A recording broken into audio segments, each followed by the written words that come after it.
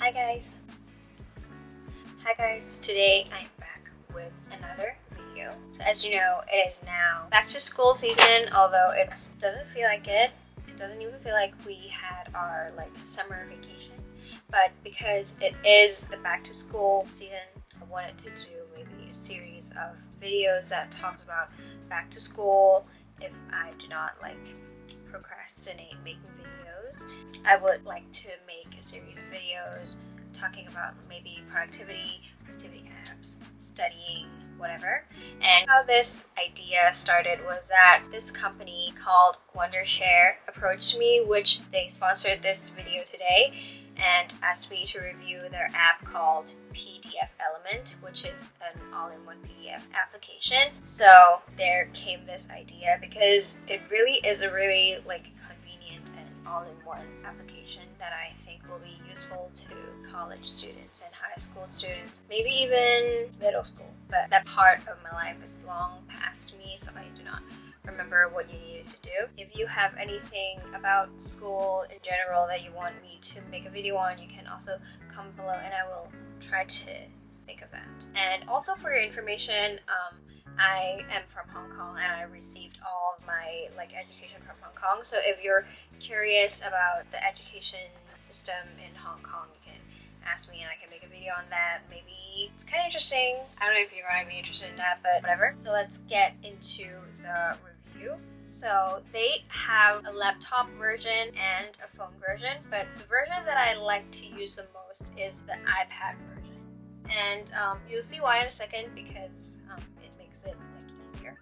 As you all might know, I'm not in school right now, but I do like to spend my free time learning stuff. So this app also comes in handy even if you're not in school. So let's open the app, and I actually already have PDF installed here because I wanted to test out this application. So as you can see, I have one lesson of Talk to Me in Korean in here, which is the website I use to learn Korean. They have these free Korean lesson PDFs that you can download. I have the level 8 lesson 10 here, and I'm gonna use this to test out the app and give my review as I go through the app. So first of all, as you can see, also I'm using my Apple Pencil. I have the cover, whatever. Yeah, I imported the entire PDF. And the first thing here, I think this is the edit button. You can use it to highlight stuff, which I did for 2 lines, but didn't even know they could do that. They could auto detect the words and then it just highlights it, which is cool. If you're using other apps, which also allows you to import PDFs, but you have to line it with your own hands, it might be wonky and it will be ugly. And then they also have an underline, which also auto detects, which will save my life because I always like to underline stuff, but it is always wonky. Even when I was back at school, using actual textbooks, I try to underline stuff, but it is hard to erase. You use whiteout, correction tape, and it's just so ugly. It is a blessing to have an auto detection, so you can make it all look official. If I did tell you, would you think that this note came with the highlighting? I would think so. And then we also have the stroke, which obviously all these three, highlight, underline, and strokes, they all have the color options you choose. And something random, I really like that the colors are not real highlight colors, the really sharp ones, because they burn my eyes. They're kind of more mild. Some might even say they replicate the mild liner colors. When I use the mild liners, I used to only use the primary colors red and yellow, how I did here. And it's very good. What is this? Oh, they have the pencil. So here you can set the color, opacity, and size. Which obviously if you're going to jot notes with a PDF, you're going to expect to be able to write on it. So when you have the pen selected, you can scroll with 2 fingers. Scroll with 2 fingers. And if I were to really study this Korean lesson, I would write Chinese. Because when I learn Korean, my brain functions better if I translate it to Chinese rather than English. But because I don't have the Chinese material to study with, I have to look at English notes, or I like to add in some Chinese translations and notes so I can really fully grasp it because Chinese is my mother tongue. So if I were to make some notes here, choose the pencil, and then I would circle it. You can zoom in. I'm gonna write the romanization of the sentence. My words are a little bit ugly because I'm writing with this, so sorry. So obviously, write the notes with this. So use different colors for different meanings. This one, I don't know what. Oh, cool. So if you want to type something, so maybe you have notes for this number 2, jot a note. You can type it. So you can change properties. But I'm not sure why it doesn't show up here. Oh, you're supposed to like maybe you're supposed to do this. Like, oh, this is what someone means. Like maybe you're like correcting your students' homework or something. And you'd be like, who is someone quoted, and then please specify who someone is. And then when they click on it, they'll see the note because they can see the frame. Cool. I want it to be purple. Okay, so this is that. And then for if you want to just make a note on the side that is visible, I believe you can just use this because it is the text thing. Why? So if I were to type in the romanization instead of writing it, I can just do this. And then it would just be here. Move it to here. So what is this? This is another like comment function, but this doesn't have the like frame option, so it's different from this one. I'm gonna comment. I have names. So the comment is here. You have this little icon. Then you can click on it. You can open it, and you can see the comment. Then you can change whatever you want. So maybe if you're like working on a group project or something, or maybe you're helping someone with their test or exam or homework, and you want to comment, you can just use the comment function, and you don't have to like ruin the entire thing by writing on it.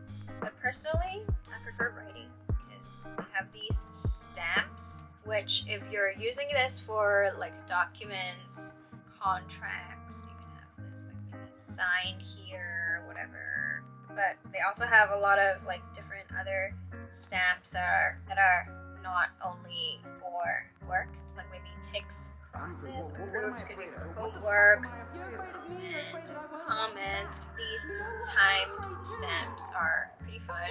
You can see it's actually the actual time. Then you can create a signature. So for me, I'm just gonna write my name in cursive. Ugly. Do it again. Yes. Then I'll just put it edit as but I have no idea why is it so like low quality. Maybe it's the fault of the document.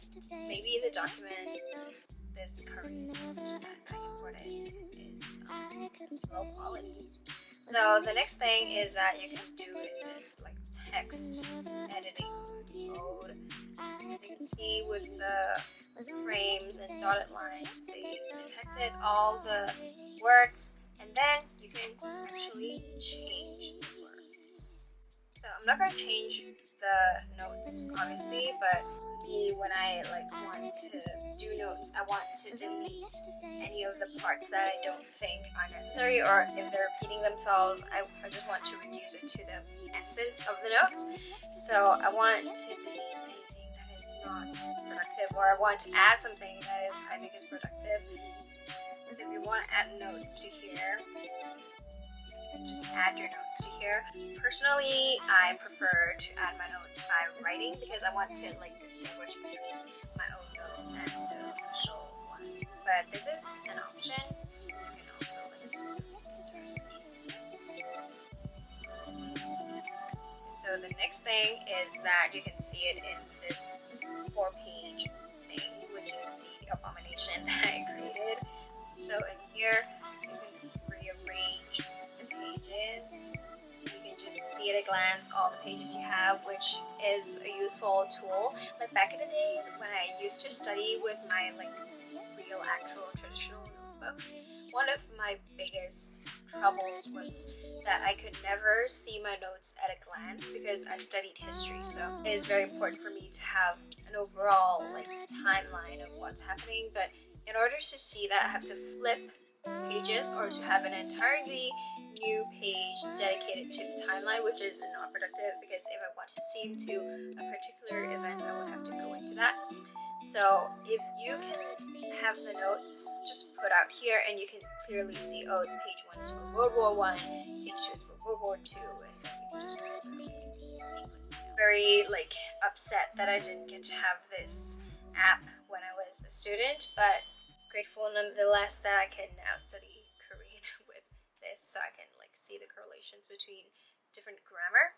So then the last thing on the top here is the bookmark, which you can keep bookmarks, but obviously this note has only 4 pages, so it's kind of stupid to add bookmarks. But if you're reading an entire textbook or an entire fiction book, you might want to add some bookmarks for like important pages, for chapters, so you can navigate easier. So then you can upload it to iCloud, Dropbox, share it wherever you can share it. You can print it, you can email it, the basic stuff. So obviously if you download any like PDFs online, you can open it in this app, and you can also sync it across your laptop and phone. So if you don't have your iPad with you, you can have it on your phone, read your notes on your phone when you're on the bus. You don't have to take out your laptop or something. If you don't want to take out your laptop, just too heavy, you can also use other devices, which is good. Another really good thing is that you can convert images to PDF. I cannot stress how good this is. It is because like how I would use it is that I would scan my books, all of my textbooks when I was in like secondary school, like for example the history book that I talked about.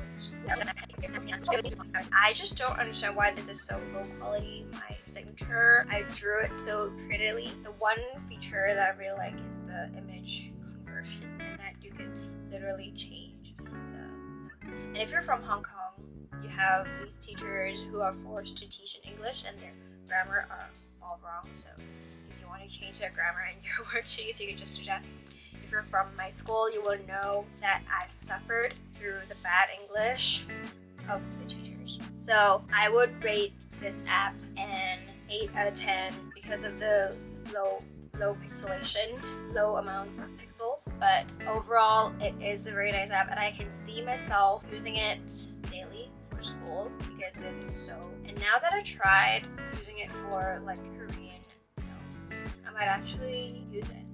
So I just also wanted to quickly show you guys that this app also works on any desktop or laptop in both Mac and Windows.